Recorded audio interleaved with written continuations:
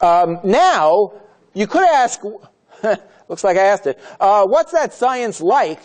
Obviously, the way to answer that is to wait till week 15, and then it's whatever you saw. But there is something to say. First, there's considerable diversity in this field. Maybe everybody says that at the beginning of every intro course in lecture 1, because it's kind of a time filler. Oh, it's a fascinating diverse. But psychology happens to have organized such that it is an extremely diverse field. That is, you can find people doing something and you think, that's a psychologist?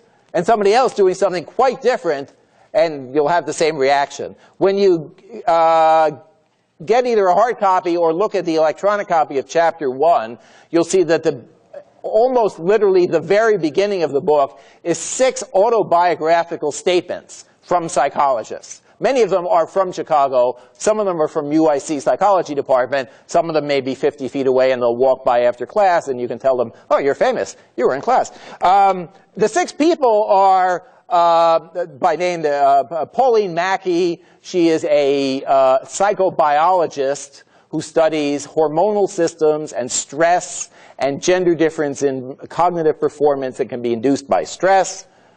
Somebody named Ed Cottrell, who works for Microsoft India. He designs websites for Microsoft and does so after first interviewing individuals and communities in India to essentially design around the user. But his background is in psychology, and you can guess at how he uses the psychology background. Lynn Mock, who's in our department and in African American studies, works in communities. Here she's working in a community on the South Side where I'll let her describe what she does. Gloria Balagay is a sports psychologist for UIC Flames, if anybody conceivably knows her. If you're on an athletic team, she uses psychology to maximize athletic performance. Bob Callan-Jageman is a behavioral neuroscientist at Dominican University in a suburb west of Chicago. That's a sea slug he's got in there to study. So it looks like he's in a biology department. For God's sakes, it's a sea slug. But you can study sea slugs that have big cells at a cellular level to see what changes when they